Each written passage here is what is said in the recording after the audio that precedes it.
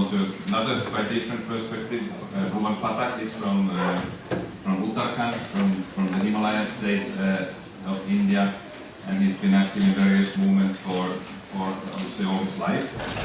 But the angle he takes today is that with the relation to political parties, that our question is that what is the role and what are the difficulties and opportunities in this transformation with established political parties that recently has joined the ruling party over there, the Congress Party, which has been around since decades or from the centuries actually. and that what are the dilemmas for him being an environmentalist, radical Democrat, and so on to engage in a mainstream political party. Thank you, Marco. Thank you all. It's really difficult what Marco told me to talk about. Actually, by practice, I am not an environmentalist, neither a political worker, but I spent my 20 years as an activist in Himalaya and in different parts of India. Meanwhile, I was a bit connected with the politics, and then I decided a few months back to be a seasoned political worker, because I think that being as an activist, the question came into my mind, and what I learned from my struggles, what dilemmas I feel inside me, I want to translate these all dilemmas in a political lens. Because I find that all the major decisions were taken by the politicians, by the system. But as an activist in India, I have a very limited approach to the political parties. And the space inside the political parties to listen voice like me is a very, very minimum. And so yesterday I was telling Marco, I am a very marginal political worker inside my political party, because what kind of a question I raise, they are not fit in that system. But okay, that is another thing. Here, I am really thankful to you all, young people who gathered here for this fantastic workshop, and I listened so many new ideas, new visions, new thoughts during last 3.5 days. And the fantastic presentation by my sister Lina earlier. I want to take you to another side of my world. I came from a different worldview. I came from a different part of world where the belief system is different, where the decision process is different. I will start with a story. It's a very nice story which my mother told me when I was very young. My mother told that about 45 years back, in beginning of 70s, when we were very new to the modern growth, and when we were very new to growth, and we were living like a pre-growth era. Then it's about when there was a green revolution was started in India. In my village, the few experts from agriculture department came, and they started teaching my mother, not only my whole village community, how to improve the agriculture, how to modernize the agriculture system, how to use the new and modern technologies. And they start, and my mother told the first day when they came to my mother's field, all the women who were working in the field, they left the field. They ran away from the field, because the newcomer came into their field. But slowly they trained my mother, not my mother is a symbol of a woman in Himalayan trains. They trained all the women or the men or the farmers in Himalayan region how to agriculture with the new knowledge, with the new system, with the new technology. But after 30 or 40 years back, the same person came with a different face, with a different identity, and they told that what you people are doing, you are spoiling land, you are using fertilizers, you are using motorized machines, you are using such and such thing. You shouldn't do this. You should go back. You should go to that. You should start organic farming. You should use the traditional knowledge. You should use the traditional seeds. What is this? this made my mother confused. It means this made my community confused. What to do? In the last 40 years, you people trained me in one direction, and suddenly you came and pull my hair and turn me like this, and you start again. You do this thing. So this whole confusion I can see in my society about growth. About the growth I can see around me, inside me also. I am in dilemma because I don't use only total growth. I use also so many small things and small examples which are actually what is called but they gives me a direction towards the post-growth society. I use this, but I have a different kind of. I am in a state of very confusion. What to do? Like energy. Energy is a big issue. Yesterday I was in the same hall. I was listening a deliberation about the technology. Okay, technology is a role. I don't say that technology doesn't have a role. Technology has a role. Technology gave me a chance to interact with you. Technology last 200, 150 years growth of technology, science and modern technology gave me a chance to come here and talk to you people. And you also gave chance to talk to me and to talk to the other world. But now, if we are thinking about this post-growth society, then what will be the role of technology? I ask myself, can I live without machine? I ask myself, can I live without motorized transport? I ask myself, can I live without using fossil energy? I ask myself, can I live without using new means of transportation and communication? If I can't live without all these machines, then what kind of a post-growth society I want to make? Yesterday someone told me that growth for third world, growth for poor and degrowth for rich. Is this possible? Someone told that. Even I think Mark also told me that this is your line of your political line, and I completely disagree with it. Because as a human being, because now we are not living in 17th century, we are not living in 16th century. Everyone has access to reach in any part of the world through virtually, through communication, through internet, through telephone, through media, everything.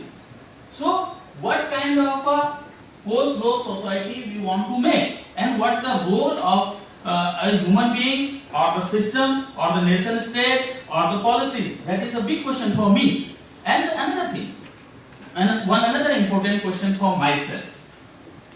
I say I am using the fruit of modern growth.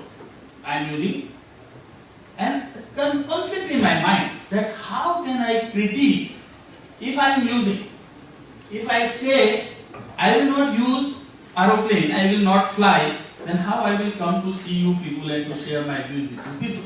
And this is a very political correct thing which always make me vigor, which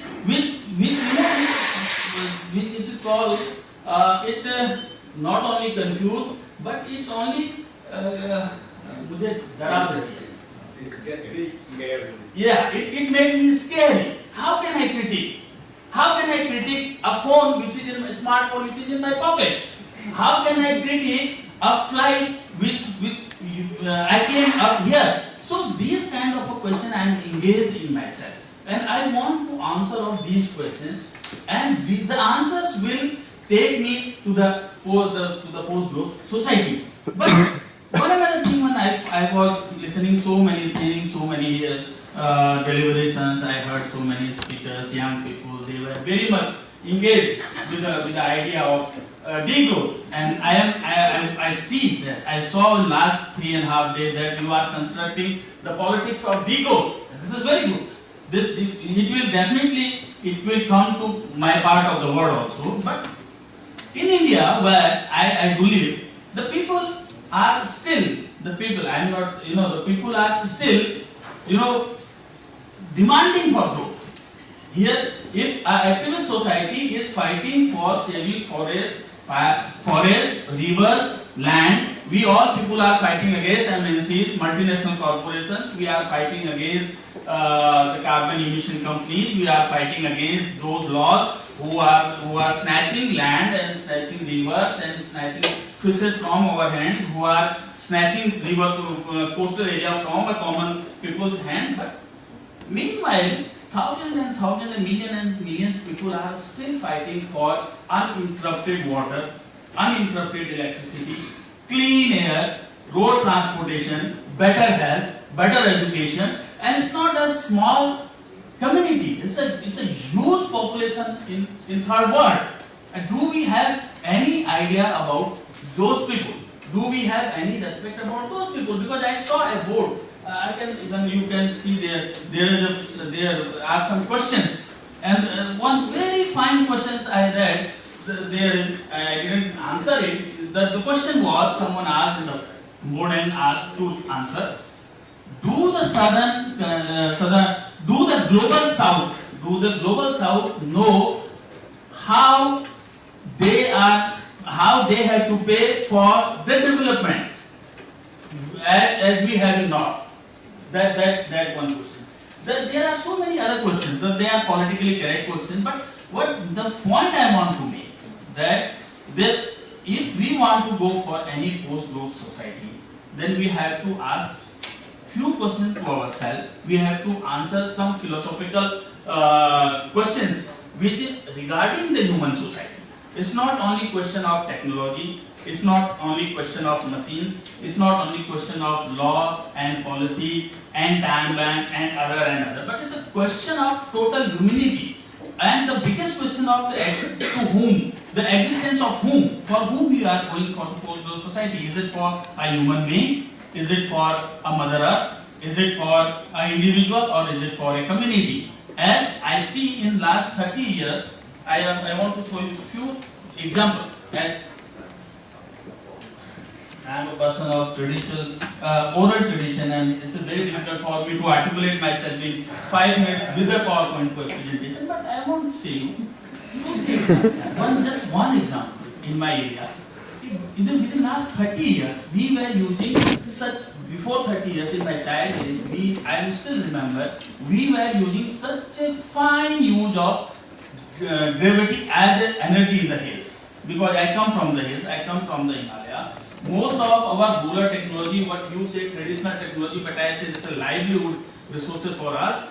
We were using gravity as a biggest source of energy in my part of the world. But in last 30 or 40 years, because of the influence of modern machines, modern technology, or modern growth, we lost that technology. We completely is demolished now. It's a very little science over here and there. New generation like my son and more younger people, they are not well aware and well familiar to that technology.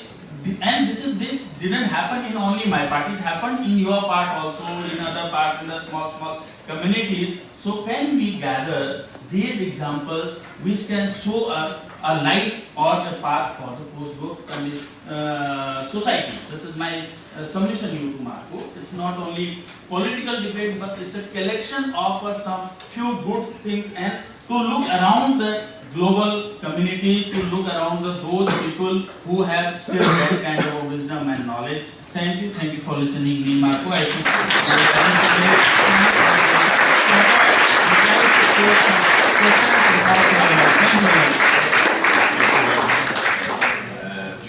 so any immediate question, reaction? Yeah. Just have a question. Because you were saying that people in India are still so you were saying that people in India are still demanding growth. And I understand it. But I think they are very different kinds of growth. And the kind of growth that is, I think it's also sold to them as images, as ideas of good life maybe as well. But I think doing that, like feeding into that kind of discourse that maybe development will offer people a better life, which will not happen. And in India it is also seen, because India has seen growth rate, GDP growth rates of 8-9% in the last decade, but it has not reached the poorest of the poor.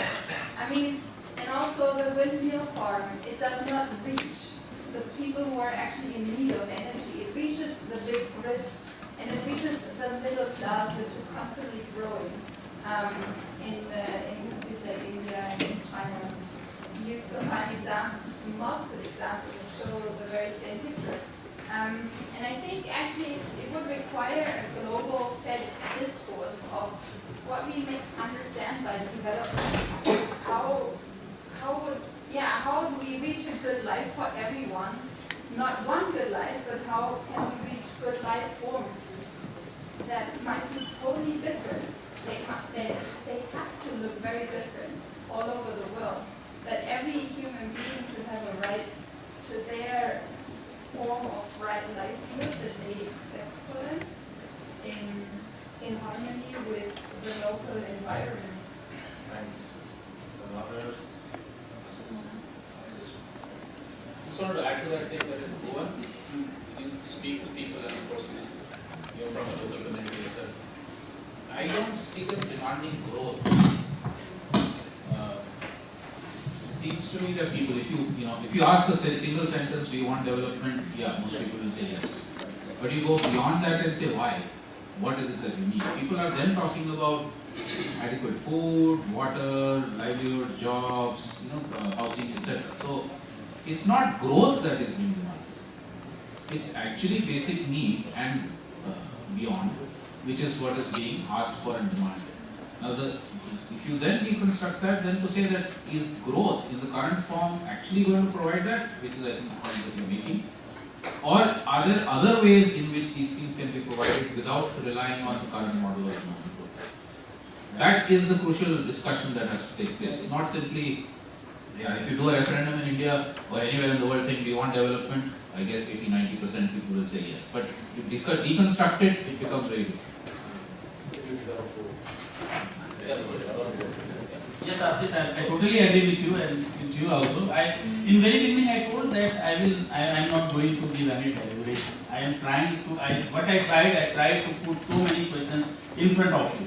But as you told about the development and as Ashish told that, actually let us think about the growth. What is the growth? Growth has a very positive value. It doesn't have a negative value in common wisdom. Everybody thinks that growth is a good thing. It's not a bad thing. Actually, if then we classify, okay, this is the modern growth, this is the pre-modern growth, this is the post-modern growth, this is the modern post-modern growth. Then it doesn't mean. But growth as a word, growth as a meaning, is a very, very positive thing. With the development, the word is as a word is a very good thing. The meaning is also good thing. That is our very classical mind and political definitions who define what is development. As deconstruction, I am agree with Ashish 100%. I do this practice among as an activist, as a political worker. That's why I am a marginal political worker, because I deconstruct the idea of development in front of my party worker, in front of my party leaders, that this is the development, what you are talking about, what you are distributing about. That's why I told in very beginning. But what I told that the aspiration of a common man. Otherwise we have to understand thousand million people about what we are talking about development, what you are talking about the development and all. But what I want to say that this development means, this growth means a aspiration of a good life in a common man. If suppose we just erase the idea of capitalism, idea of modern technology, idea of power behind the growth, idea of political power or money power or so many powers behind the growth, then if we establish a real growth, if we establish a true development among the human society, then it's a good thing. It's not a bad thing at all. So what I am trying to make that let us think about in that direction. So if sometime God will provide us more time to discuss this, then we will discuss it. Thank you. I am not very much clear in my mind, but a lot of questions.